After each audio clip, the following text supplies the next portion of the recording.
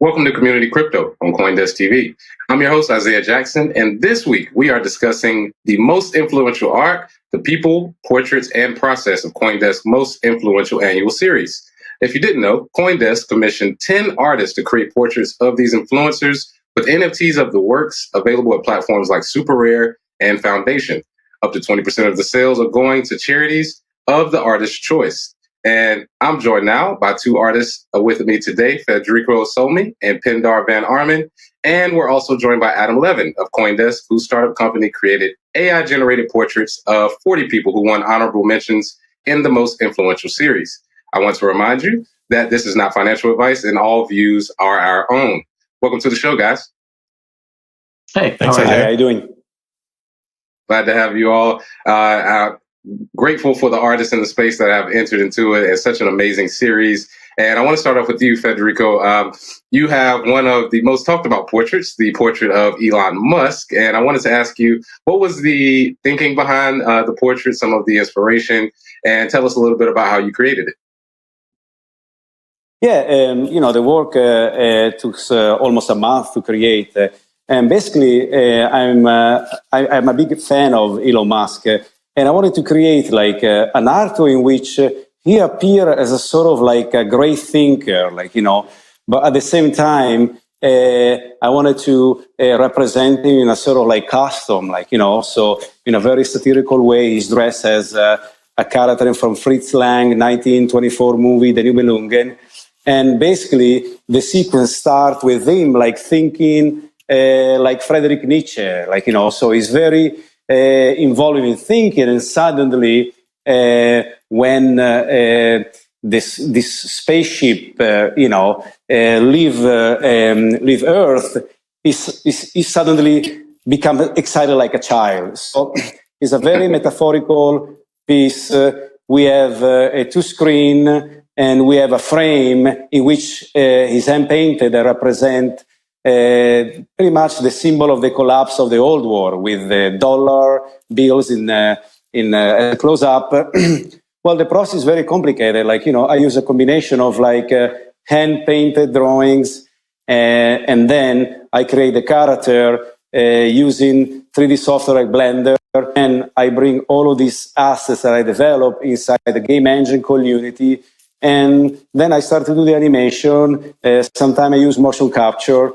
But in a way, I wanted to create an artwork that was very mysterious, very enigmatic, and at the same time, representing the great work that Elon Musk did with all of his amazing inventions. So I'm very honored to have done this.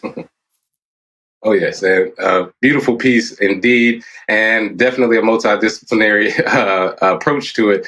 Tell us a little bit more about it as far as the charity you've chosen and the NFT auction platform where this is actually available. So this piece is a Super Rare, a platform I've been working for a while. And I choose the charity, the Giving Block, Children, Education, Cause, and Fun, That was my thought. Beautiful. And that's what it's all about, right? Being able to give back as well as support yourself with beautiful art like we see here with Elon Musk. And definitely a huge talk. Another huge portrait that was talked about was the portrait of SBF, Sam Bankman-Fried by Pindar. So I would love for you to, Pindar, to do the same, explain your process, some of the challenges for creating this portrait, and also as well the platform and charity that you are supporting as well. Oh, great. Yeah, no, first of all, I was honored to paint SBF. I didn't know much about him other than, his crypto thoughts. But then I went deep when I was working on the portrait, and I just had to see a lot of his interviews. And I was actually touched by things he was saying about the future beyond just the future of humanity, beyond what he was talking about with crypto. For example, thinking that there's more people are going to be born in the future than have ever existed. So it's our responsibility to be stewards for this planet for them. And it was just amazing to get to know him on that level. And it just made me try and come up with a gentle, soft portrait of him using my robots AI. And if people are familiar with my robotic work, the AI can go crazy and do these GANs to put, eyeballs on your chin. But on this one, I just wanted to go for something subtle, maybe, evocative of old etchings. And you can see the results right there. It painted over the course of 4 days. And the title is 20. I deliberately did 29,021 brushstrokes. 29 because he was a billionaire before he's 29. 21 is big number in Bitcoin. And so I try and get all this together and just make it an interesting portrait with AI. And like you see the portrait's painting there. And the charity I chose, and actually I'm doing 100%. Everything, all proceeds of this, except for gas costs, are going to the Giving Block for the Giving Block for some cultural children's art program, as well as an art therapy program that's being piloted at a children's hospital that's using painting robots so that patients that can't otherwise participate in the art therapy program can use these robots to paint. And it's a really important program for me, and that's why all of it's going to that one. Hey, great to hear, and so much thought put into it. People will look at art, they may just see the picture, but the thought process between his age, between the big number of 21 million Bitcoin, all of that put into the art definitely shines through, and definitely a great piece and great use for charity. And Adam, I want to fix my error from earlier. Adam Levine of CoinDesk has created a startup company called Tokenly, where they created 40 of the portraits AI generated, and just talk to us a bit about that process and what it was like creating for the 40 most influential people who were runner-ups. And I also want to thank you because myself was included, full disclosure, in that list. So thank you for that amazing picture as well. Talk to us about that process. Yeah, absolutely, Isaiah. I appreciate the introduction there. Yeah, so I'm not an artist, transparently. I'm a technologist, and I sort of fell in love with sort of the state of the art as far as artistic creativity coming out of AI, really as a way to amplify anyone's creativity and the ability for them to just take a couple of words that they want, starting from an image or not starting from an image. In the case of the image that we're looking at here that we did for you, this one was evoking a more gallery, painterly style with a cool color set. And, we ran a couple of different versions, and this one was darn good, And so that's kind of really what this comes down to, is that most of the process when we're talking about the creation of art is a very laborious process that involves a lot of individual decision making and takes a lot of time, right? A lot of effort. And kind of this new world that we're walking into, which I would say started at the beginning of this year with the release of the Clip library from the OpenAI group. Basically what that did is it allowed for, in a fully open source way, for people to connect different types of AI creativity engines to this library that understands the word characteristics of imagery and the imagery characteristics of words, and then allows those to be connected together to create things that can be very compelling. The stuff that we're looking at here, again, CoinDesk specifically wanted kind of this very painterly gallery type style. And they selected this particular style for basically everything we did. But we actually have dialed in so far about 1,500 different styles that range from everything from what we're looking at here to, like Picasso styles to all the way to, Art Deco skyscrapers from 1939, where it then sort of reimagines an image of a person as an actual piece of architecture for some really compelling results. And this is actually the kind of less interesting side of the technology to me. It uses an engine called VQGAN plus Clip. But there's a much more exciting one that we've been working on that I think we have a video of that we might show later. That's called guided diffusion. And there's actually just an incredible amount. Yeah, we're looking at it here. We're watching this process. It's sped up in the video we're seeing. This is to create the door to infinity. But basically, it takes about 3 minutes. And that was really the only input that I gave it. And it creates these very compelling, very high fidelity images. So that's, again, I've been in cryptocurrency since 2011. I've been full-time Bitcoin since 2013. I started Tokenly back in 2014. So it's not a company I just started for this. I just fell in love with this technology and how powerful it is. And I've just been running as fast as I can to get something out there. Because again, a lot of times this is AI art is not new, but AI art in the hands of literally anybody who wants it, that's very new. And that's what my company is doing. Right. And let's talk about that a bit more. The fact that the intersection of the art world with the world that we have, me, you, others in the Bitcoin world are starting to see. The intersection of that with Web 3.0, with NFTs is extremely exciting. And artificial intelligence, like you said, it isn't new, but it is something that is used a lot more. Do you think that intersection pushes artists forward more in the future than it would without? I think that this becomes a very controversial topic very quickly, because I just told you that I could do in, a couple of minutes with a couple of, graphics processing units that are pretty expensive, but not that expensive. I can do effectively what it takes an artist days or weeks or months to do. And so in some ways that does mean that it becomes harder to be an artist. But on the other side of things, it also means that you can have an artist who spends that time to create a single piece, whether it be a sculpture or painting or whatever, and then uses AI technologies like this to actually amplify their effort, and to make it so that that one piece of work that took them a lot of time and effort to create can then have 1,000 different versions of it that are created, and effectively turn any one piece into a series of pieces. And the part that I've been particularly excited about is that, again, I kind of view this as like a self-driving car for creativity, right? You tell it where you want to go, and it kind of figures out how to get from here to there. So the part that I'm most excited about with all of this is taking collectors, which is typically a passive role, and turning them into a form of active collaborators, right? Where they're actually co-creating pieces with the artist whose piece they are creating the derivative off of. So I think that it lowers the barrier to becoming an artist, because now you really just need to know how to articulate what it is that you want to create. And we've seen some fantastic examples of people who are really more of what I would describe as poets, who feed like some just poetry or some prose into it, and then create imagery that's very evocative of sort of the concepts in which they never would have created without it. And then on the other side, you have the amplifying effort, where it takes, the work of an artist, and it makes it so that they can effectively have the equivalent of, like an old master's, design production shop behind them, right? Where instead of having students who you have to pay and you have to house, instead you have, a bunch of AIs that are basically there assisting you in the creation process. So again, like, we may get to a point where this stuff actually presents a threat to artists, but I think up front, it's a huge boon to artists and an incredible force multiplier of the likes of which I've never seen before.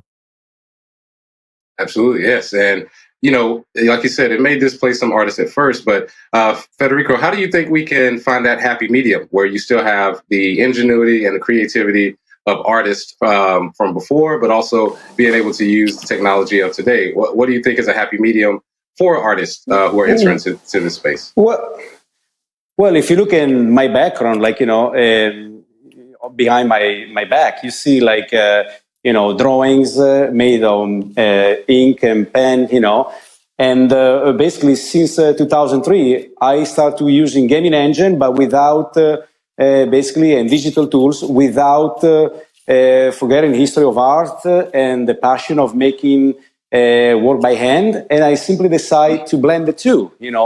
This is, I think, what we're going to see a lot in the future. Like, that we have these incredible tools like AI and various digital media, and an artist can combine these two worlds that are not meant to be next to each other, but as you can see, I started almost 20 years ago when people couldn't believe that was possible. And now, you see the result, so I think the way of, interpreting art is very, subjective. And I think all of these great tools that, they are available, they're just going to help the great artists to do even better, Oh, yeah. Yes, I don't see them as a competition, absolutely not. I see them as a treasure. Right. As a treasure. Right. And technology amplifies it, right? Yes, it should be technology you should be able to work with as an artist, as with any profession. And this is great to see. And Pindar, I want to jump to you. Let's talk a little bit about what happens in the metaverse, because we've seen a lot of information coming about the metaverse recently and NFTs being generated. Do you think that this is a great thing for the metaverse market, where people can basically buy land or buy NFTs and collect them and generate them very quickly? Do you think this is a great way for artists to expand as well once the metaverses are starting to be built? Yeah, well, there's a great thing happening right now. First of all, I was thinking about, we're talking about the force multipliers. Totally agree with that. And I think a great thing's happening right now, and I saw this evolution just in the last year, where, there's one of one. There's these NFTs that are one of ones, and that was a big hit, of course, with Super Rare. And then people started making more and more editions. You'd make 100 of a single digital image, and that never made sense to me. And I'm one of the rare artists that doesn't have editions. And the reason it didn't make sense to me is you have AI now. So we have this ability, artists have this new ability that instead of making an edition in 100 affordable prints for a market that can't afford their one of ones, they can make these series. And you should check out braindrops.cloud. That's a new platform where they're not one of ones, but they'll have artists make a series of 1,000 or 500. And every single one is different thanks to AI. So you have this force multiplier where everyone can now get an original piece of art, where 2 years ago, the only thing you could do to get an affordable piece of art from some of the some of the blue chip artists was to get a reprint, a print that was one of a series. So that's a really cool thing. And I didn't even think about it in the metaverse, but there you go. Metaverse, as far as designing clothing, designing anything, is you might be able to create one of something and then put some AI rules around it, then everyone gets a unique piece of art. And that's what we all want. We all want that unique piece of art that's just ours. And AI makes that possible on a massive scale. And I always thought AI would be the end of the scarcity thing, or the scarcity that's needed for art to be good, because by its nature, AI just makes a lot of art. But I think it's the opposite. I think AI makes a lot of good art, and since there's a lot of good art, you can get a lot of affordable art for a much broader audience. Everyone can be an art collector. Everyone can appreciate it, and I've seen some artists use it in remarkable ways. Yes, it seems as though Pandora's box has definitely been opened, and that art can be proliferated throughout the entire world now, which is amazing. And one way that happens is through trustworthy platforms. So, Adam, I want to jump to you with your platform, Tokenly. Walk us through Tokenly a bit and tell us some of the features that will allow that artist who is entering Web 3.0 to have that ability. Sure. So Tokenly, again, the company, the product we're talking about here specifically is pixelmine.ai. And basically with pixelmine.ai, we're working both with traditional artists and also with new artists to effectively allow them to, what we've done is we've taken sort of the AI creativity technology, a whole bunch of different what are called image synthesis techniques, and we've wrapped them into a very, very simple interface that makes it so that if you're a traditional artist with no experience working with AI, you can come in and you can set up series, and then those series you can define how many images can be created at the end of it. And then we had one artist, Lena Condes, in a tech preview about a week ago. She's a sculptor who works on who does aluminum stick figures, large ones. I don't believe we have any images here, but she basically took pictures of those and then had her collectors come in and remix them, or pixel mix them as we call them. And basically then those will then be minted off as NFTs. Lena is not a crypto native person, really has no experience whatsoever, but again, was able to set up this series and then using my team's help to tune it such that when her collectors came in and created images, they created images that were really compelling. So that's kind of the broad idea here, is that, like, it's, as I mentioned kind of up front, this stuff has been around for a long time. The accessibility is the thing that's different today. And right now, again, you see lots of platforms that are out there that are primarily looking at this as a way to generate their own art to then sell to users, right? But I think that kind of the real opportunity we're going to see emerge is the blurring of the line between what it means to be a collector and a creator, where collectors will actually become part of the creative process and they will feel much more involved with that process as a result. That's what I'm particularly excited about when it comes to this. But yeah, that's really the role I see the platforms play, is that the platforms need to make this easy, because it can be easy, but it's not easy by default. And that is the barrier to entry, really the only one that's left. Right. And it's always amazing to see these changes happen in real time. We're at the forefront of this new revolution because of accessibility. It was here before, but because it's accessible to everyone, we're definitely at the forefront of that. It's very exciting to see. And, I want to jump into something that most people don't like to talk about, but with a lot of artists, like you said before, entering into the space and they're not crypto native, they may not be concerned or even know about some of the regulatory things that go into NFTs. And I just want to get your take from each of you, starting with you, Federico. How do you feel about the regulatory environment that may enter because of NFTs? Do you think it should be hands off? Do you think it should be changed? What are some of the things that you would like to see as an artist? Well, at the moment, I'm really enjoying, the space. I found like a tremendous community, and I believe it's still very small with the potential that they're going to come hundreds and hundreds of thousands of new. And also, I'm afraid that regulation will change this, incredible atmosphere of freedom. So I'm worried that, thing will change. But I believe that this is also a super strong community that is very committed to keep the space as it is. So, I guess, I'm on the side of the art. So I'm most of my days to think about create great contents. I think there are people that are more, influential than me in this kind of decision. So on my side, I wish I can stay like this forever, Absolutely. And again, live and let live, and let the artist decide, definitely. And Pindar, I'm interested to hear what you think as well. What do you think about some of the regulatory concerns? What are your thoughts? No, all the chatter right now, because it's the end of the year in the States, is around taxes, what we're going to do about taxes. And I just realized I've spent almost 200 ETH on art in the last year myself. And I've actually recorded every single transaction. So I'm okay with the taxes.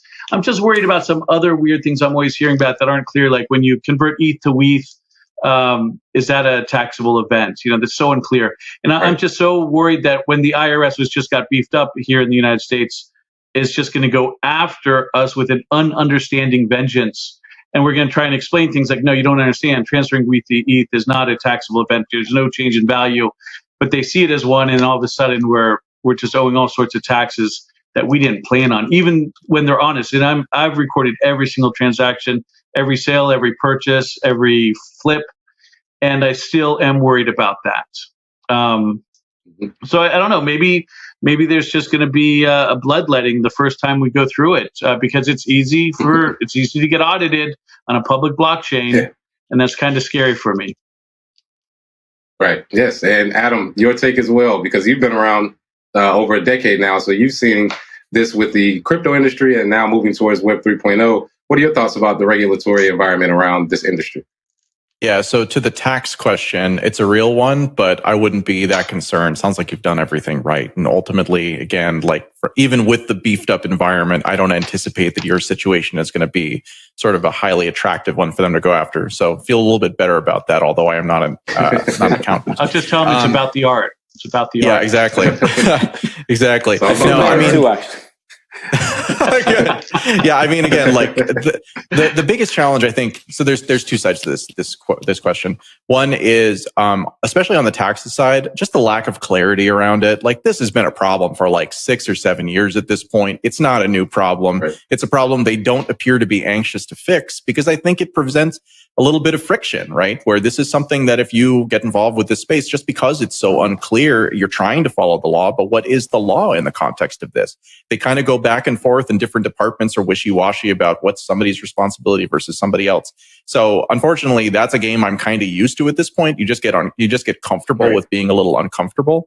And so far, just follow the law and and do your best, and that should be fine. The stuff that I actually do think is worth concerning about actually is not a new problem to art, but it is perhaps a new problem to art.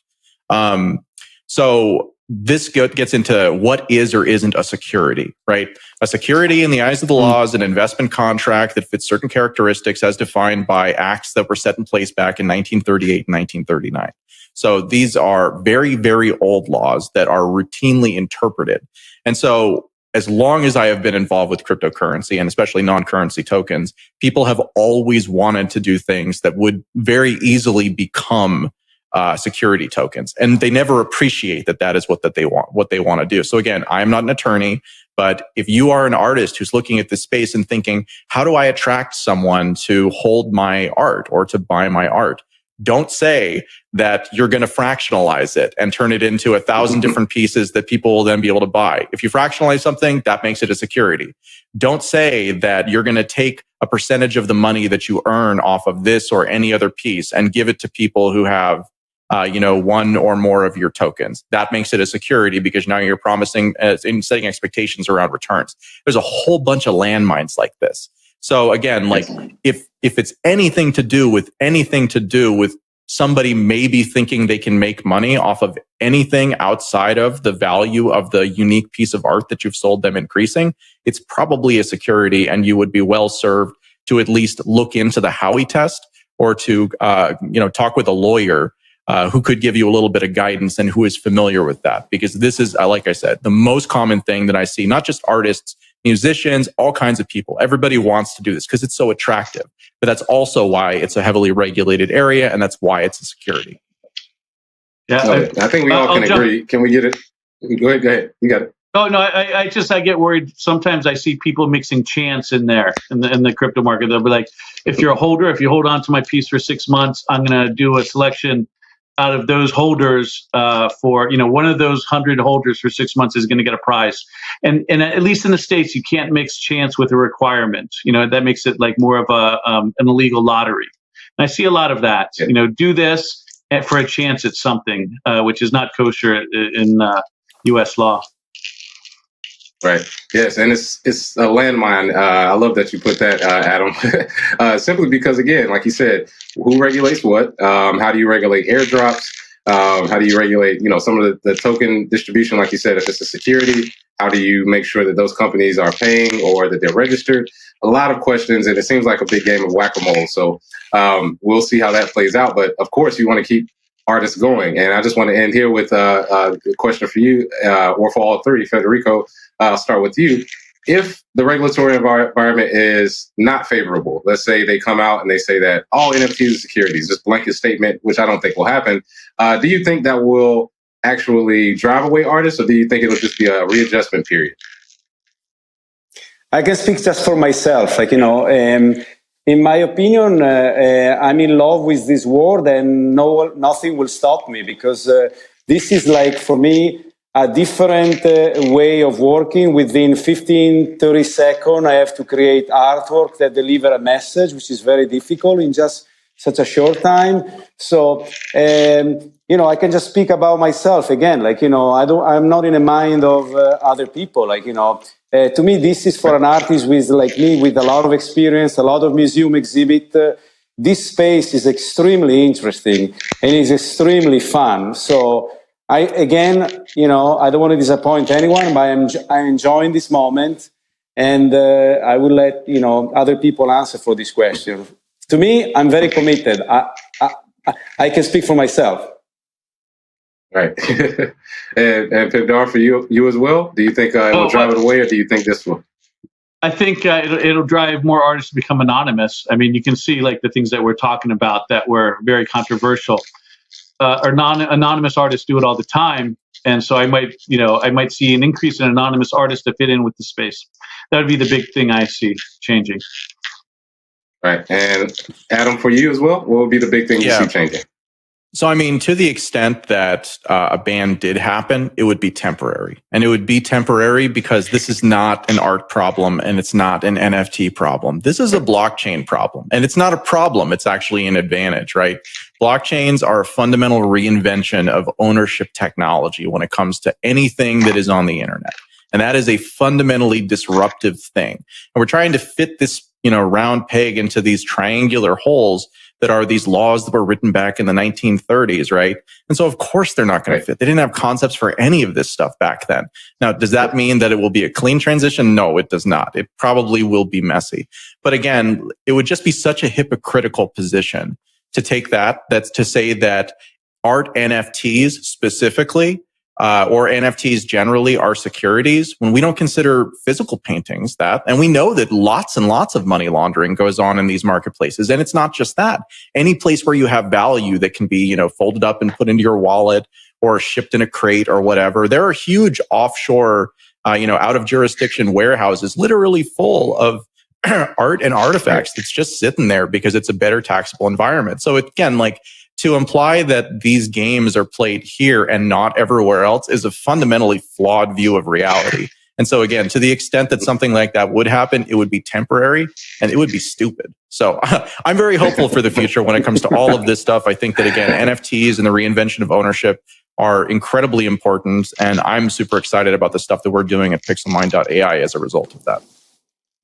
Absolutely. And before we close, I'd like to congratulate the top 10 winners of CoinDesk's Most Influential: Sam Bankman-Fried, Gary Gensler, Roham Gargajlu, Katie Hahn, Do Kwon, Cynthia Loomis, Jack Mollers, Elon Musk, Trung Nguyen, and the Taproot developers. So thank you to those top 10. Congratulations on being the most influential. Thank you to you guys for creating such beautiful art for the top 10 and the top 40. Appreciate you guys coming on today. Thanks a lot. Thank you, Isaiah. Thank you. Great. Thank you. Thank you so much. And that's it for this episode of Community Crypto.